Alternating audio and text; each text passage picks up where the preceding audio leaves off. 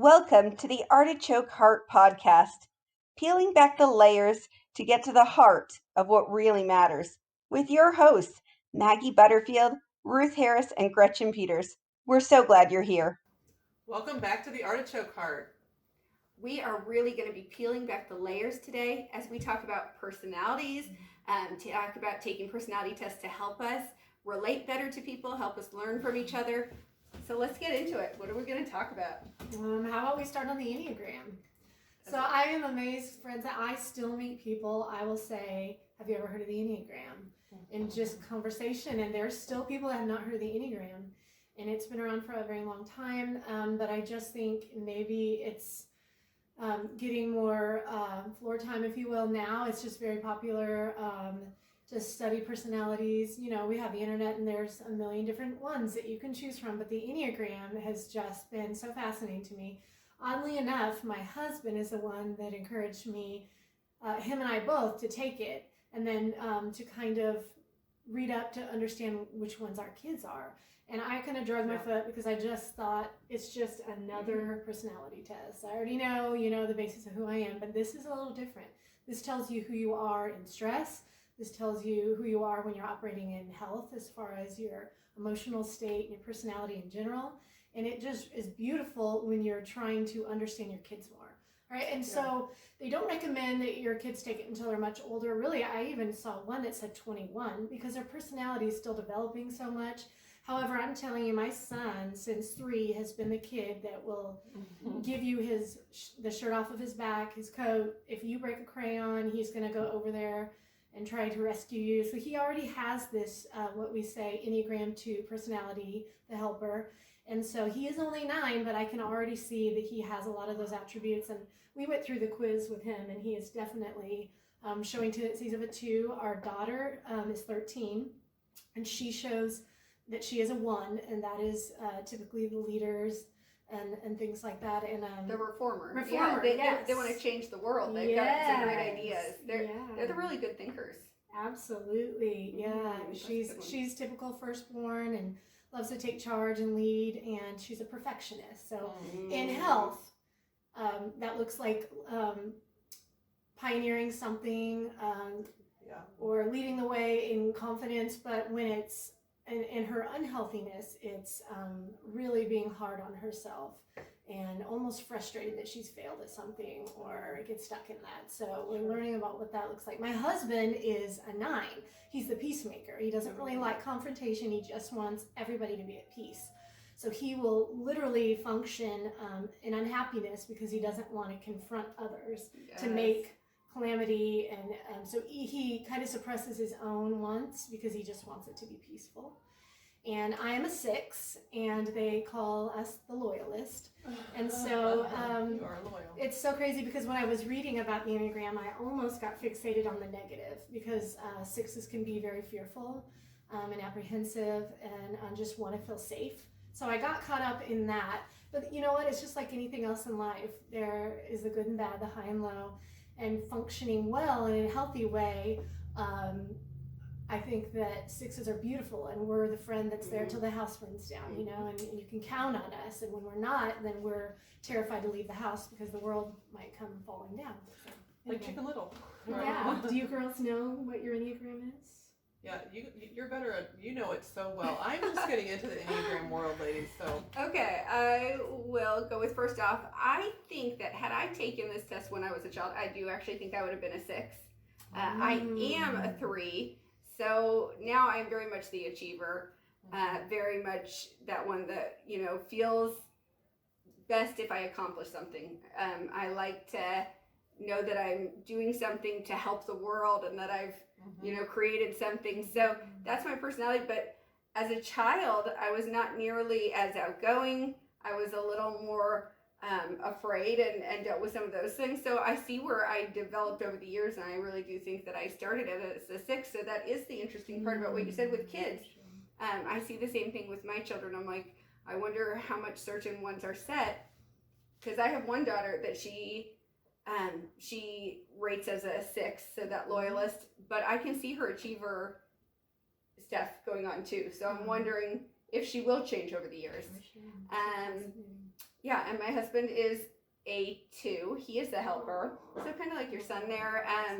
And in some ways, like I always kind of thought from a Christian worldview, I was like, okay, my husband should not be the helper. Like that's my role as the wife is to be the helper. And I'm like, but his personality is this. He doesn't want to lead in that way of like he doesn't have all these dreams, whereas I have all of the dreams and stuff. So it took us a while in our marriage to realize that how God created us was perfect. He is still the leader of our home, but from much more of a servant leader position, which I love. Absolutely. And as I learned that and embraced it, it helped our marriage so much. And what wing are you? I'm a 3 wing 2, which means that my achiever personality still is based off of helping others. Like, so I'll almost anything I do is still like with how will this affect others? How will it help them? So yeah. And I'm the same, exactly the same as you, but mine I'm only getting into the deeper levels of the Enneagram, but I think I'm a 7 as well, right? The one that wants to have fun? Yes, you're we have most of the same top ones, but 7 is right like underneath for you, and I do see that. I see just how much you want to have fun, which I like that about you. Me too. Yeah. Sure. And I didn't mention this before, but my husband and I are in the ministry. I'm a pastor's wife, and so I think the hoping that people can be their best selves, that is something that I'm very passionate about. Yes. People, as we've been through trauma, as we kind of dissect that in, in future episodes or whatever, it's so interesting how your personality traits play into what you're actually doing in real time. And and I haven't done it for my husband or my kids, so we need to do that, figure that out, because I really want to know. Yeah. So on that, I had one daughter that I really needed to, I went out and took her for a little mother-daughter date because I was just having such a hard time reading her. I was like, gosh, I my other 2 daughters are just very straightforward. And I was like, why can't I read her? And I had her take the test, and she came out as a 9. And so I think as a peacemaker in the midst of a good-sized family, it was hard for her to find her voice. She kind of, in order to keep peace, was more apt to sneak away. And so learning what was going on a little bit behind it helped me so much with her to be like, okay, these are some things that I should ask her, or this is how I should bring that out of her. I should know why she's. So the isolation isn't just, it's not disconnect and it's not disrespect, it's this need to have peace and to bring it for everyone. She would just be like, oh, I should make it easy on people. I'll make life easy on people. Wow. So yeah. That's so interesting. And so what are some of the other personality tests that you guys have done or you're familiar with? Well, I've done I think it's called the Myers-Briggs, and so that one comes out fairly similar for me. It's, I think mine is the protagonist. So again, kind of a similar thing where it's very much about being a leader or things like that. I didn't feel like with that one I got as much information as I did with the Enneagram. I still liked it, but maybe not as thorough. Absolutely. I had pretty much close to the same as you, except for that, what was my extra letter, turbulent? Yes. And I think it's just that apprehensiveness that I think that Gretch is just wired. I think both of you are firecrackers. Just like, okay, God, that's where you want me. Okay, I'm going. And I want to go there, but I'm scared. So I'm kind of, I have an extra letter to mine in Myers-Briggs, and it's turbulent. And I have this apprehension and this uncertainty about who I am. And so that's just a goal, right, for all of us every day to know who we're wired to be and who God says we are right now. But that's just somewhere that I am constantly working through, because I have these things that I really know that God has wired me to do and to have a heart for, but I just don't know how to start the car and go go through fear. So a lot of the Enneagram talks about for 6s, you may never get to a place where you don't feel fear, but that doesn't mean you have to die there. You just run into it. Enneagram 6, this is taking away from what you're talking about now, but as a sidebar, 6s are one of the only Enneagrams that actually have kind of twofold inside of ourselves. Some of us are more inclined to run away from fear. Some run to fear. They almost hate that they have those tendencies and they don't want it to keep them down. So they run into it, even though they're kicking and screaming and afraid. And that's a 6 And still. So, yeah, still a 6. That but kind of reminds me of myself. I was thinking the same thing. That's where the 3 is, because I do a lot of things that I do it afraid. I tell people all the time, I'm like, I did that afraid. Yeah. Sometimes we have to. Yes. And if maybe it's just in our wiring to feel, less confident in the beginning, or maybe unequipped, or just that we're not the person for it. But those are lies anyway. But Yes. sometimes it's going to be there. So just, Yeah. I tell my daughter that she auditioned for a worship team at our church over the weekend. And she is 13. She felt very intimidated. There's so many who are so gifted, but she got up there, and I was just so proud. She was trembling and fearful, but she went up there and she did it. So Yes. anyway, doing it afraid. Well, what are you for Myers-Briggs? Do you? I am so familiar with a different test, which is the YSQ test. Yes. So Okay. I took all the tests, but I've just got to flush that out a little bit more. But for my husband and I, we did something called schema therapy, and helping marriages, things like that. But the goal of this test you take to learn about yourself more, it's called the YSQ test, and you take it based on how you were parented. And so schema therapy involves it's movie therapy, but it really helps you see your life traps. So the thing I love about the Enneagram, it helps you understand people, where they're coming from. But what this one does is it really takes it deeper. So you take the test, and then there's about 18 life traps. Okay, most people have 2 or 3. What's one? So my life traps, for example, are defectiveness. So not good enough, fill in the blank. Even though 3s, we exude a confidence, but there's still this, it's just a deeper thing. It's just taking it deeper. You're like, oh gosh, I have to see that side of myself, but I like seeing that, so I can figure out why I do what I do. I love it. And then another one is unrelenting standards for myself and everyone else. And then approval seeking was, I was the guy who was there running the workshop. I'm like, yeah, I'm a 28. He's like, yeah, that's pretty high. I'm like, yeah, I do that. So that's the unhealthy side. But the thing he was telling me, as we are walking with God, that the schemas get weakened, the life traps get weakened. And so, but the thing is, with schema therapy, and you have a coping style. So there's a counterattacker, there's the surrenderer, which most people aren't that, or there's the avoider. And so my husband's the avoider.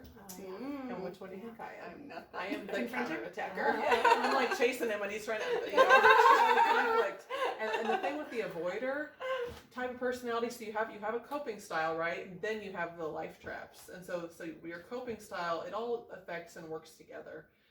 But when the avoider is just forced into a conflict, for example, eventually they're going to explode. Whereas the counterattacker is always used to some kind That's of my conflict. husband. That's my husband. He, my He'll goodness. avoid. Yes, he doesn't want to talk about it, and then I press him, and then it's because none of us should suppress our emotions, right? Right. We need to deal with things. See, now that's interesting, because my husband's more of the quiet guy, but I don't know which one he would fall into there, because he is not an avoider at all, which in all truth, a lot of the times I have to tell him I need to go take a time out before we talk, so that nothing bad comes out of my mouth. I'm like, No, I don't do that. Can I have 30 minutes, please, to No, process? that's totally not me. That's what. Me either. That's the healthier side. That's the healthier way. Yes, I'm like, I just need 30 minutes. Let me figure this out here. Interested before to know this. what you guys' life traps are, and I kind of feel like mine sound similar to yours. I haven't taken it, but I could see that they would be the same. Yeah. Because that wanting to please others, wanting to, just that people pleaser is really strong in me, and Need for approval. yeah. Well, this is really interesting. So yeah, I want to take that one, just because I think the fact that it kind of goes back to your childhood and some of that too. That's just really interesting. So how do you think that taking personality tests has helped you personally? Oh my goodness, it's helped me as a person, because I just had a lot of trauma from childhood. And so, until we understand why we click the way that we do, we just kind of roll with it, right? Healthy or not, desirable or not, is just who we are, and we just roll with it. But gosh, for me, I have so many different tendencies that are and strangling and not healthy, and they really keep me from living the life that I know that God wants for me to live. And so were it not for counseling and tests like Enneagram, I don't think that I would have stopped and thought about why I have the fear that I do. I mean, I remember being probably 5 years old, and my mom told me just recently, do you remember when you would say, drive safe, shut the gate, drive safe, shut the gate? Every time I had to say it. And if something went wrong, I felt like I did something to cause, like I forgot a ritual, or I did, you know, I mean, and you take that into adult life. I mean, your child hits their head. I'm like, oh, I should have done this, I should have done this. And just a lot of fear and confusion, and really until you stop and think about it, and again, tests like Enneagram help me to understand why I have worst case scenarios and why I have that catastrophizing, and I assume the worst. And so then once you know why you are the way that you are, then you can begin to see, oh, this isn't a dead end road here. This isn't a period. This isn't the way we have to be. You know, we all have the capacity to operate in a healthy or unhealthy way, every single one of us. But unless we're living upside down here, then our goal is to be healthy functioning, right? I mean, that's our goal. We want to be able to live in a way that God wired us to, with joy and peace, not calamity and despair. So in order to do that, you just first off have to even get to a place where you realize that the way that you're functioning is impeding you or your life. So for me, just myself, it's because I think it's almost been, fear was like a crutch or like a comfortable blanket. Like if I just hold on to this fear, then I can expect the worst and it won't hit me over the head and unexpected. Somehow, right? Yes, it's my control. And so I really was in counseling one time, and the counselor said it's almost like you get a twisted benefit from being negative. Like, you know, a natural healthy person, they feel like when they get those dumps of endorphins and it's positive, that, I mean, I'm going to get up and I'm going to go shopping with my friend today and we're going to have coffee. That should bring you joy. But for me, for a long time, it would make me so downtrodden to think about good things because I didn't even know how to think in that way. So it's been life-changing for me, and God made our brains so malleable that we can create new pathways where we don't think like that anymore. And so it's been amazing for me, and for understanding our spouse. Talk about if you really allow yourself to know who your spouse is, then when you're in a disagreement, you say, I need a timeout. I know how I'm wired. I need a timeout. Or I know that he doesn't really like confrontation, or he's had a long day. I know that at the end of a stressful day, he reacts better this way. It's just really life-changing for your relationships. And as far as my children, I even want to go so far as to print out who they are in health and unhealth, and put it on their bedroom doors. That way, when we go to speak to the other, especially our kids, and the little fights that they get in. For our son, he always wants to be with sister, and she needs her space. And so I would love to just put something on the door for us to just remember, this is how you love this person best. This is how they're wired. It's not intentional. She doesn't hate you. She needs her space right now. Which goes into like love languages. It and does. all those things. I know, I was thinking the same thing. It does. Yeah. So, all of that to say, it really helps you in a relationship, whether with your coworkers, and just because, you know, we've all had that coworker where we're just like, why are they the way they are? Well, if we understand their Enneagram, which such cool conversation. I mean, I find myself asking just everybody, even my own mom, who's 74. She's a helper, and it just helped me to see and understand so many things when I was a child. And so anyway, well, I was gonna say that. When it comes to friendships too, I had sometimes been trying to pull things out of friendships that were probably not something that suited that friend. It's kind of like you want to find a friend that's a reformer if you want to sit and have those deep theological discussions. You know, with a helper, they just really want to help. So they're the kind of friend that you can ask them, hey, would you come over and help me organize? Absolutely. And they actually feel thrilled by it. Absolutely. They're like, oh, I'm needed. Yes. And they're like, okay. I mean, because sometimes we think from our own things, oh, they're probably busy or this. They actually get fulfillment there. Absolutely. And so finding out what different friends how they're built helps us to know, oh, this friend would be perfect for this. For sure. This friend will be able to help me with this. Oh, this friend is probably not the one to go to. Yeah, and that way Yeah. we don't keep these expectations over people, you know, and Yes. get frustrated and build bitterness because that's just not the way that they're. And we can wired. appreciate the differences too Oh, that we all yeah. possess, and Mhm. you know, it's Yeah. so interesting how we're all wired so differently. The world would be very Yes. boring otherwise, wouldn't it? Right. So right. true. And well, I always tell my kids, like, I don't think that this is where we die. I don't think there's just 9 boxes that God made. There's so much more to Yes. who we are, like the way that we're raised and things like that, what birth order. Yes. However, it lets us scratch the surface to really understand each other better. Do you agree? I agree. I was thinking that I also think that it's really important that we talk about not boxing people in either, because you can step out of things. Like, we can challenge ourselves to change, especially if there's some unhealthy sides to our personalities. Knowing what it is helps us to address it. But then we also have to be like, hey, I can overcome that. I don't have to say, oh, well, my personality's like that. I'm always going to be this way. And that's the thing, like you know, even like with schema therapy, it's life tracks. It just kind of shows you what, but it doesn't really, like, you know, I like to know the reason why. And I think some of those things, it's taken me on a journey, and even like the neuroplasticity of our brains and through trauma and things like that. So I'm just into it. We can talk about that later episodes too, but it's so interesting. But, Yes.